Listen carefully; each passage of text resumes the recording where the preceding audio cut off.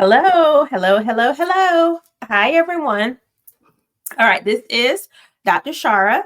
I am the founder and CEO of Be Your Best Yet Coaching and Consulting, where we are a strategic consulting firm with a mission and vision focused on ensuring that every school has every school is a thriving school, but it also has the empowered principal that it deserves.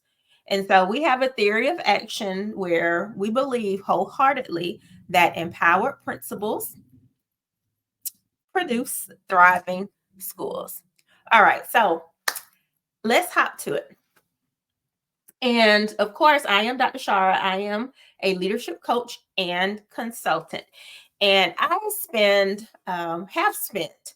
years of many years in leadership, in educational leadership, from teacher leader to everything in between, from principal to district leader, and so forth. And so I have been speaking to future principals because, as I've previously shared, that interview season is upon us. However, really just with where things are in our educational space, interview season is really year round.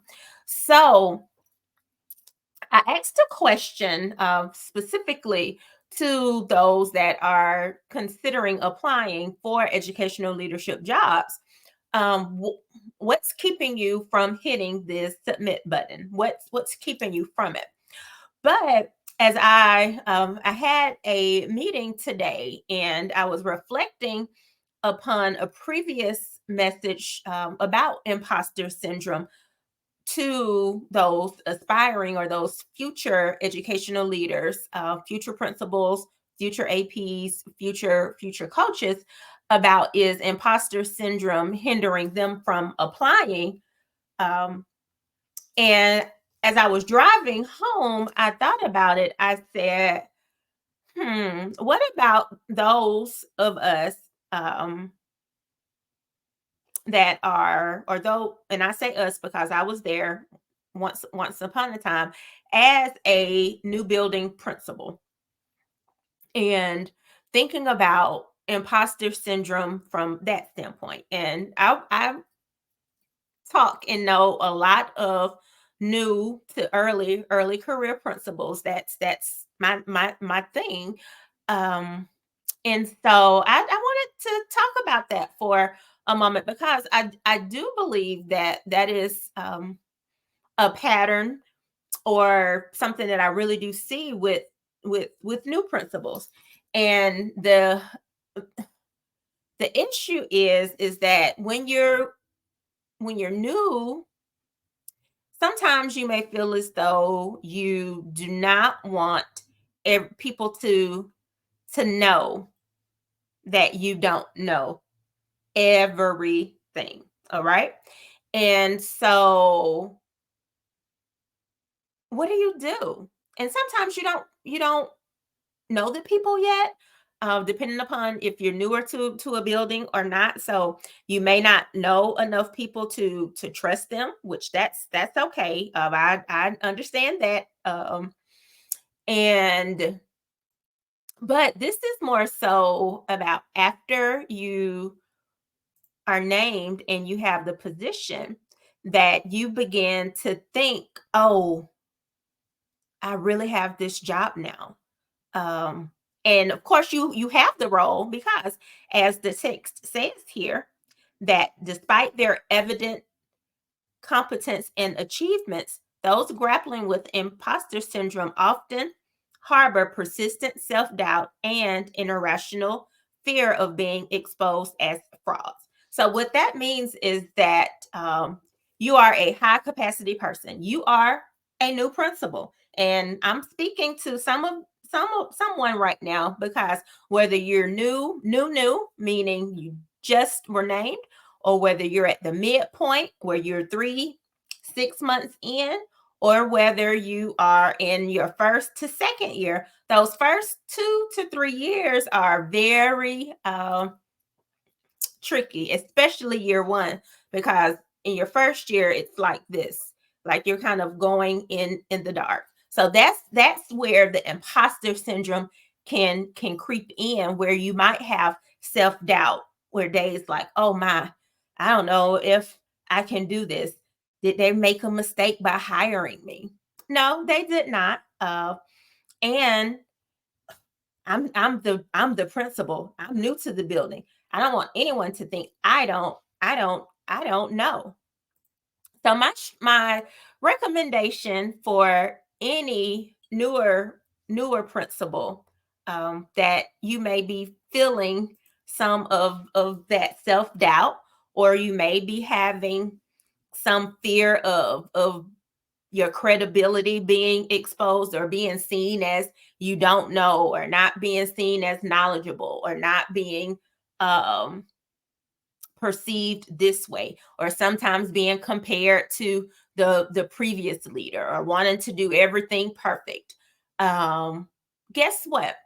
My strategy for you is, if you have not, ensure and make sure that you have a leadership coach like myself, or a trusted mentor to that you can talk things through and strategize with. Sometimes, not sometimes, every